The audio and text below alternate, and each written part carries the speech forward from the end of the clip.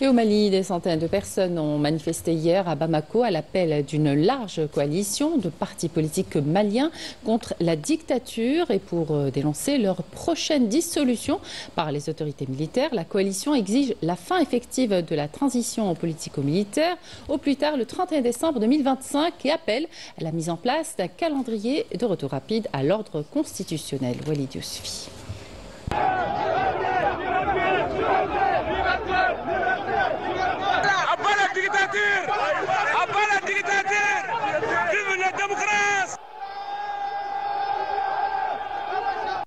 Pauvreté, faim, situation sociale dégradée, les crises s'enchaînent et frappent de plein fouet la population malienne déjà à bout. Assimi Goïta, arrivé au pouvoir suite à un coup d'État, multiplie les décisions controversées. Plusieurs réformes largement décriées ont été engagées. Parmi elles, la suspension d'activités de partis politiques ou de médias sont celles qui ont suscité le plus de réactions. De nombreux journalistes, organisations de la société civile et formations politiques ont exprimé leurs préoccupations concernant la liberté d'expression et le fonctionnement des institutions.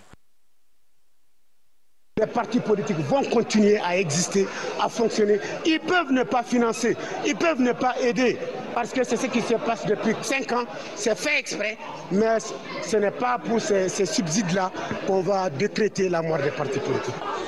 Des rassemblements ont eu lieu ce samedi dans plusieurs villes, appelant au dialogue et à la préservation des droits fondamentaux du peuple malien, alors que la coalition d'une centaine de partis politiques a exigé la fin effective de la transition politico-militaire au plus tard le 31 décembre 2025 et appelé à la mise en place d'un calendrier de retour rapide à l'ordre constitutionnel. Face aux restrictions politiques, à la mise à l'écart des voix critiques et à l'affaiblissement des institutions, le Mali s'isole progressivement au risque de compromettre sa stabilité interne et sa place sur la scène régionale et internationale.